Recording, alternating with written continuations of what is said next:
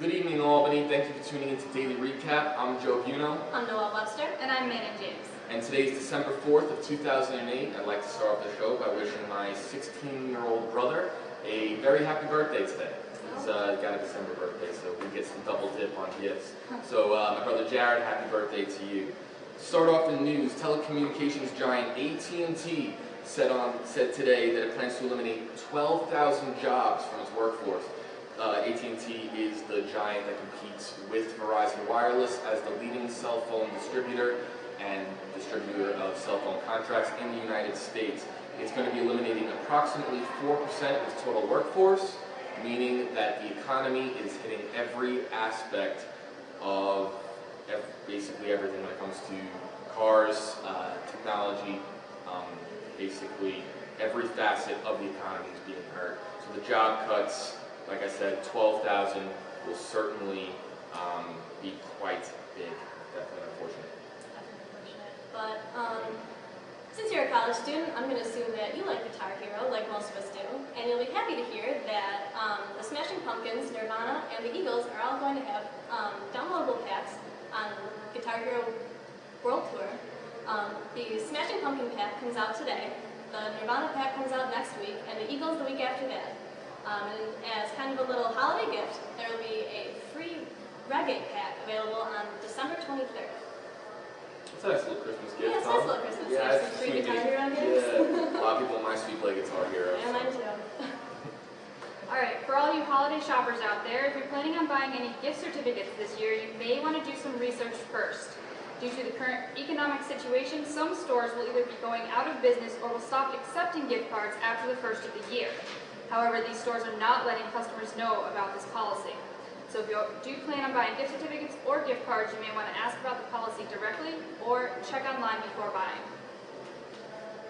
In a little bit of political news that also has a little bit of twist of comedy, something that Jon Stewart and Stephen Colbert are probably going to have a field day over. President-elect Barack Obama tried to get in touch with Florida Republican Representative Elena Ross Littman in Florida. I think it was yesterday. And basically what ended up happening was she did not believe it was Barack Obama on the other end of the phone. Actually really funny. She ended up, after saying, wow, this is a really great prank call, she hung up on the president-elect, who actually found it quite funny. And she was quoted as saying, he sounded just like Obama, but I didn't think it was actually him. After calling a second time, she still didn't believe that it was a prank call, and it had to take a call to another Florida official, California Democrat Howard Berman, chairman of the House of Foreign Affairs, to convince her that it was actually Barack Obama on the phone. And once Barack Obama called again, they had finally get in touch, and they actually did have quite a laugh about it. That's actually really funny. Imagine getting a call from the president-elect. I would definitely think that was a prank call. Yeah, I probably wouldn't think he was actually calling me. Yeah, that's very funny. This is a sense of humor. Yeah. So this is the time of year where we get to see the top 10 searches on Yahoo. And no real surprise here that Britney Spears came in #1 with apparently billions of searches. Obama was actually the most searched politician, but he still came in third behind Britney and the WWE. The most popular fictional character searched was Naruto Uzumaki, who is the obnoxious but lovable anime character, and he came in 7th. The rest of the list was mostly popular actresses, but I just think it's a little sad that even something as historical as this year's presidential election couldn't knock out Britney or wrestling to the #1 spot. Yeah, I was actually surprised to hear that the WWE was up there. I guess that there are a lot of wrestling fans out I didn't there. think there still were. I didn't Or that there should be. I mean, keep in mind, I remember reading that list earlier, and American Idol was #10 on that list, so that's basically saying that there are more searches on the web of WWE than American Idol. Which is surprising because you would think that American Idol is Right, American Idol is a phenomenon, Yeah, so it's you huge. think very, very strange indeed, but I guess there are a lot of wrestling fans out there. Yeah. Alright. On Wednesday, 6 people were arrested on charges of smuggling elephant ivory into the United States. Elephant ivory has been illegal worldwide since 1989 and illegal in the U.S. since 1976.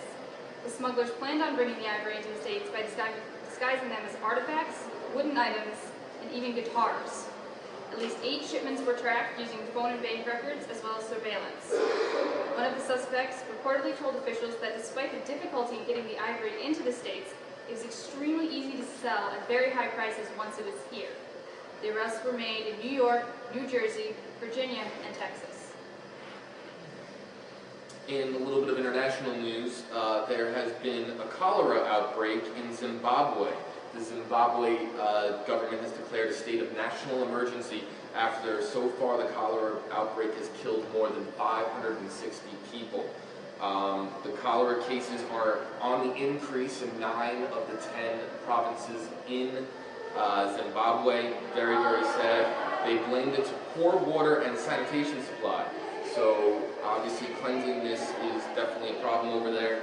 This isn't the first time that we have seen a cholera outbreak. It killed around 565 people a few years ago. So very sad to hear about Zimbabwe. Our hearts and prayers are with you. I really hope that they can take the necessary steps to preventing the outbreak from reaching any more people. That's very sad. It is very sad. Some other unfortunately sad news is that the folk singer Odetta died of heart disease at age 77 this week. She was called the voice of the civil rights movement and was dubbed the Queen of American folk music by Martin Luther King Jr. She was influenced to countless musicians, including Janis Joplin and Bob Dylan. And Bob Dylan even said that after listening to Odetta, that he traded in his electric guitar for an acoustic one right away. That's a pretty big influence. But despite her failing health, she performed right till the end of her life. Her last performance was in October, and she had hopes to perform at Barack Obama's inauguration in January. She did a lot of commendable things and was highly respected and was an icon of the civil rights movement, so it's very sad. All right, this weekend is a big deal for sports on the Albany campus. Saturday, December 6th, will be the 2008 Gridiron Classic. The Albany Great Danes will be playing Jacksonville Dolphins after earning the right to host the game on their home field. The Great Danes just recently won their 2nd consecutive Northeast Conference title. Kickoff for the game will be at 1:30.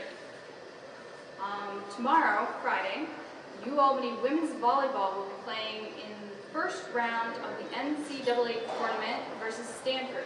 Stanford is the #2 team in the nation, and the UAlbany women's team will be playing at Stanford. Saturday night will be the men's basketball game. They will be playing against our crosstown rivals, Siena. This is the UAlbany Cup, or Albany Cup that they're playing for, and tip-off will be at 7. Yes, the UAlbany men's basketball team have won 5 straight after starting the season 0-2. Coach Will Brown has whipped them into shape. Their previous win was Monday against Bryant University. They were able to win that game 57-47. ATV was there and had coverage of the game, and we actually have a highlight reel for you. So let's go take a look.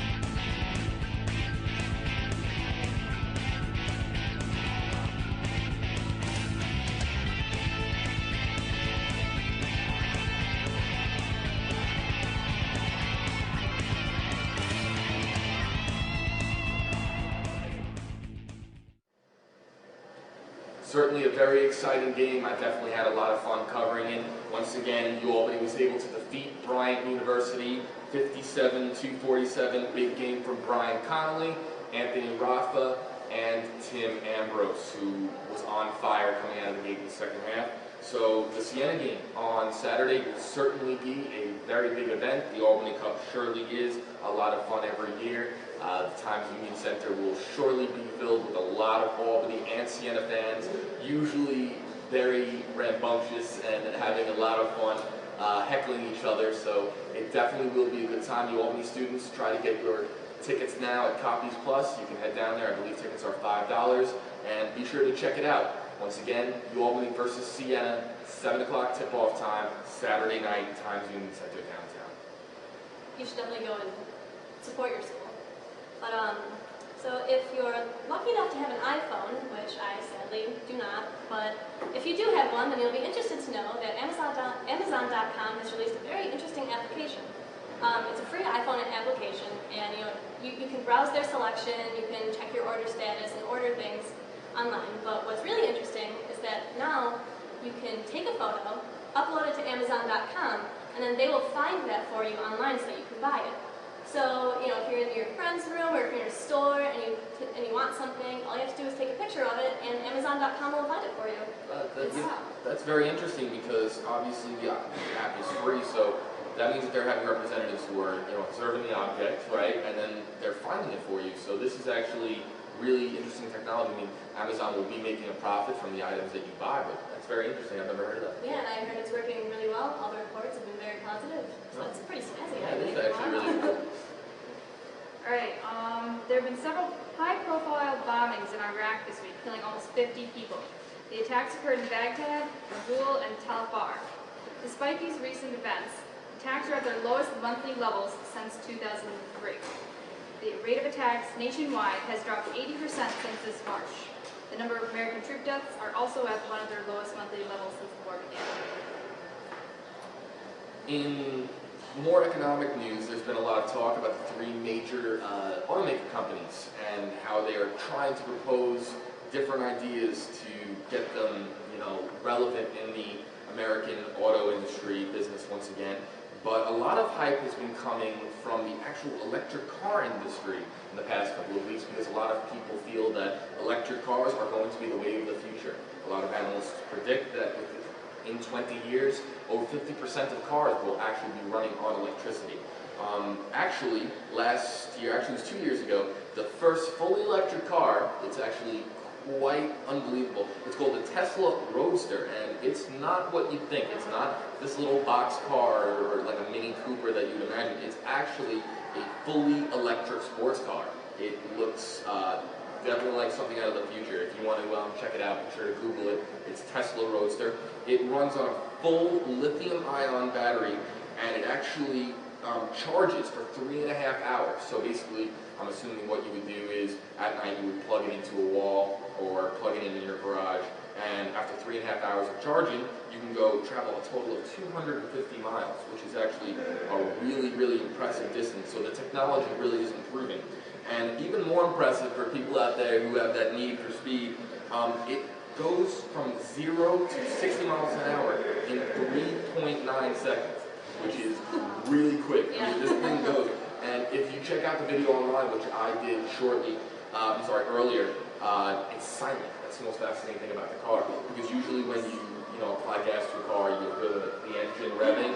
It's completely 100% silent, which is actually really cool. And it tops out at 125 miles an hour. But there is a catch. Of course.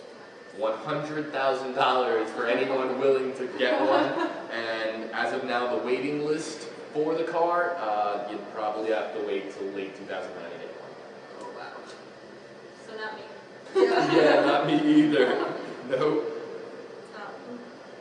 So if you enjoy the King of Fighters video games, then you might be interested to know that they have started filming a live-action movie based on the video games. It's going to be directed by Gordon Chan, who directed the hit Fist of Legend starring Jet Li. The movie will be starring Maggie Q from Live Free or Die Hard and Ray Park of Darth Maul fame. The action will be choreographed by the team that brought us the Bourne movies, so that's pretty promising. But the writer has never written a script before, so like all movies based off video games, only time will tell if that's actually going to be any good. This Sunday, December 7th, is the winter commencement ceremony for both graduates and undergraduates here at the University at Albany. The ceremony will take place in the SEFCU arena and will begin at 1 o'clock. Graduating students should arrive about 1 hour before that. Congratulations. Everyone out there loves music. There isn't anyone out there who really hates it, or hopefully not, but mostly everyone out there really loves music, and the cream of the crop when it comes to music awards are the Grammys. And the Grammy nominations were released today. The Grammys will be on February 9th, so be sure to mark that date on your calendar.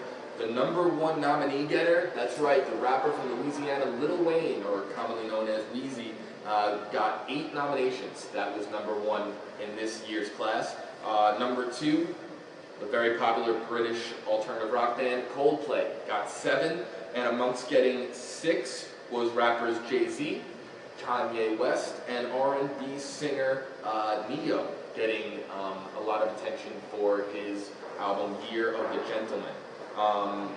Amongst other people getting nominations, John Mayer, Robert Plant, and Radiohead are another few of the bigger names that were able to get nominations. Nominees for Record of the Year, which is by far probably the most exclusive in terms of the top awards. Chasing Pavement by Adele, Coldplay's Viva La Vida, Leona Lewis's Bleeding Love, MIA's Paper Planes, and Plant and Krause's Please Read the Letter. So those are the nominees for Record of the Year. Once again, be sure to check out the Grammys February 9th. It should be a great event, and my favorite artist, the Big Ass, will be able to get 4 nominations. So I am very happy about that. Radiohead actually got 5 nominations for their new album In Rainbows, which I personally was a big fan of, but there's actually a very diverse batch of artists that were nominated this year. We have, like I said, MIA, we have Metallica, Death Cab for Cutie, even Bruce Springsteen, another one of my personal favorites, and a whole bunch of newcomers, and I think they did a pretty good job this year, so again, you should definitely check that out. But on a side note, Coldplay has squashed any rumors saying that they were going to be breaking up, and the band is certainly still intact and has no intention of breaking up anytime soon. Yeah, I'm a Coldplay fan, so it's good that they're not breaking Yes, up. definitely good news. Alright, the story hitting close to home. College is starting to seem like an even more daunting task due to the recent stock market crash. The cost of attending college is already almost 3 times the cost of living. Many students plan to pay for college using stocks, now have to consider other alternatives, mostly loans. Other students have had a difficult time with their loan providers this year because they suddenly suspended their loan programs. So your options for paying for higher education, this may lead to fewer students attending college, and it could jeopardize the United States' place in terms of global competition. Well, that does it for this episode of Daily Recap. I'd like to wish a very, very happy holidays and a very happy